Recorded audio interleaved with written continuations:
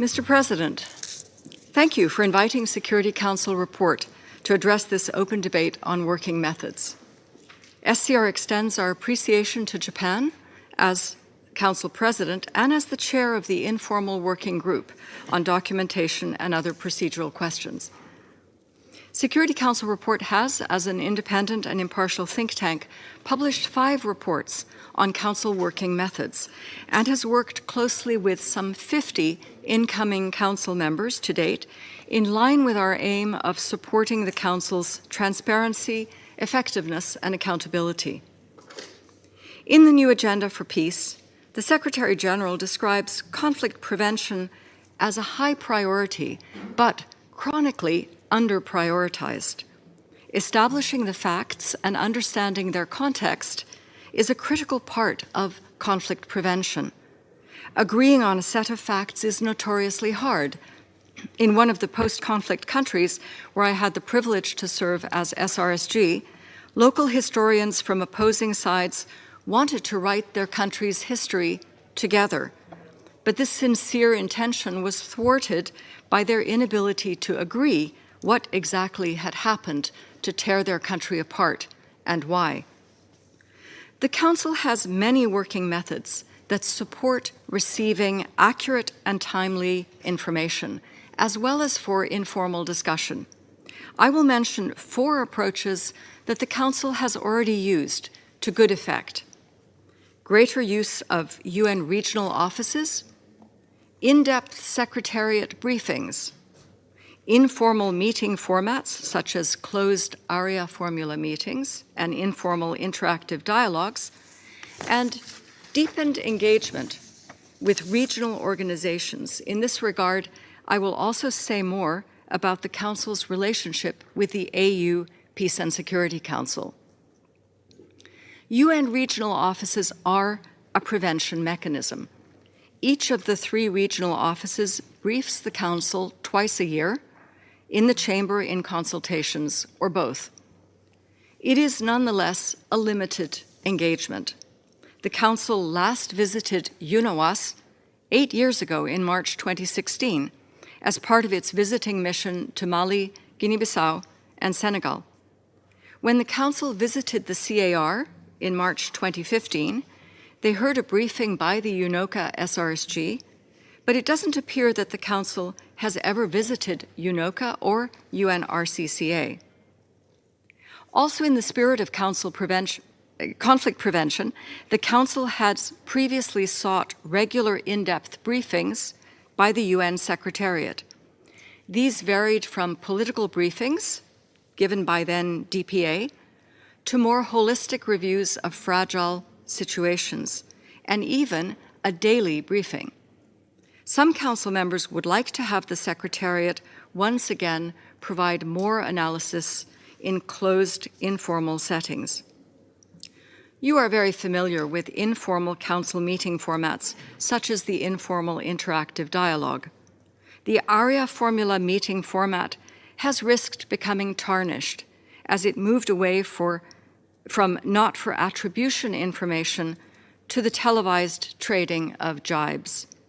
More recently, some members have taken the ARIA formula meetings back behind closed doors and off-site. Mr. President, as far back as the 2005 World Summit outcome, Council members agreed to, quote, expand consultations and cooperation with regional and sub-regional organizations, including by inviting relevant organizations to participate in the Council's public and private meetings when appropriate, end quote. At times, the Council has used private or closed formats for engagement with regional organizations, such as last year's high-level informal interactive dialogue with the League of Arab States.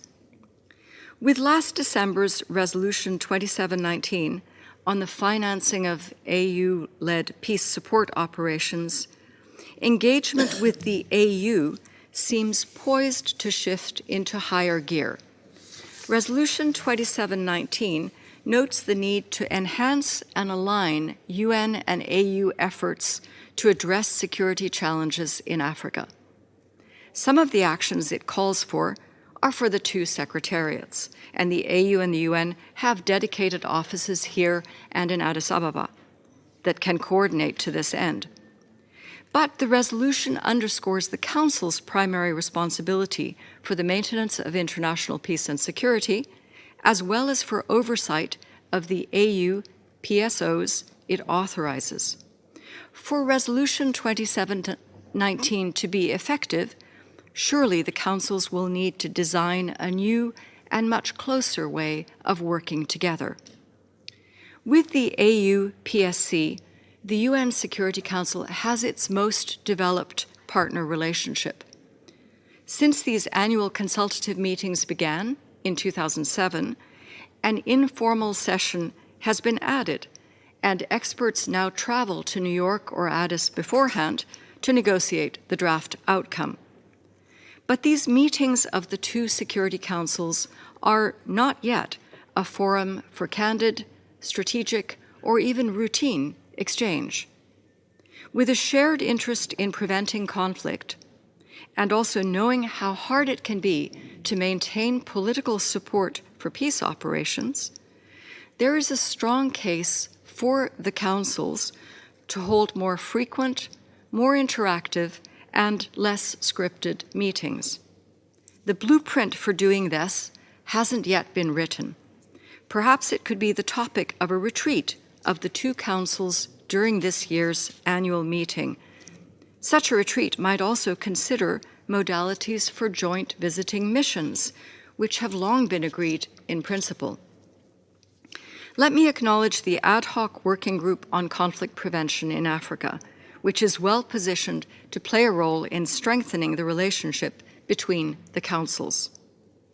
In deepening its ties with the AU-PSC, the Council may also be charting a path towards developing more strategic, informal dialogue with other regional peace and security bodies. Mr. President, this brings me to my final point, namely the Council's contact with the field. Article 34 of the Charter gives the Council a privileged role to investigate matters, in fact, any matter which, quote, might lead to international friction or give rise to a dispute, end quote. The Charter's language here is very broad. Members often find their field visits eye-opening, but the Council's field travel still remains far from its pre-COVID levels. The 2019 note by the President on Security Council visiting missions underlines that Security Council members agree on the importance of conducting missions within a conflict prevention framework to countries or regions with developing crises. In March 2017, the Council went to Cameroon, Chad, Niger, and Nigeria, a fact-finding mission that its co-leads, the UK, France, and Senegal, described as intended to bring more attention to the crisis created by Boko Haram and to improve its own understanding of the humanitarian situation and the root causes of the violence. In October that year, the Council's trip to Mali included a visit to the G5 Sahel Joint Force at a time when the Council was actively considering options for UN support to that entity.